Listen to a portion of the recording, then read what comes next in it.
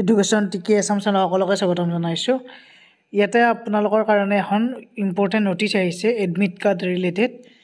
প্ৰথম কথা আমাৰ গ্ৰেড 3 টেকনিকেল পোষ্টৰ যি হেল্থৰ পোষ্ট ওলাইছিল ডিএমইৰ পোষ্ট ওলাইছিল তাৰে কি আছিল তাৰে এডমিট কাৰ্ড প্ৰকাশ পাইছে। তাতে বহুকেইটা পোষ্ট আছিল তাতে আৰু এডমিট কাৰ্ডসমূহ 4 জানুৱাৰীৰ পৰা অহাকালিৰ পৰাই ডাউনলোড কৰিব পাৰিব। অফিচিয়েল ৱেবছাইট বহুকেইটা আছে dme.assam.gov.in, dhsassam.gov.in, dhfw.assam.gov.in, so এনেকুৱাকৈ ayush.assam.gov.in এনেকুৱাকৈ বহুকেইটা ৱেবছাইট আছে।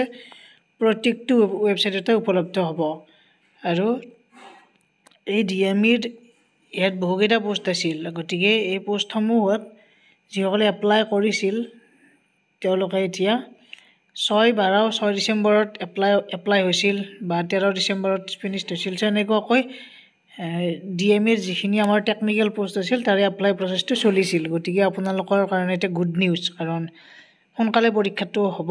এডমিট কাৰ্ড 4 জানুৱাৰীৰ পৰা ডাউনলোড কৰিব পাৰিব। আৰু নেক্সট যিখন আমাৰ নটিচ সেইখন দেখুৱাইছোঁ বাৰু, নেক্সট নটিচখন। চ' ইয়াৰ পিছত নটিচ মানে ইয়াত ডাইৰেক্ট এডমিট কাৰ্ড ডাউনলোড কৰিবই পাৰিব আমাৰ গ্ৰেজুৱেট টিচাৰ আৰু পষ্ট গ্ৰেজুৱেট টিচাৰৰ।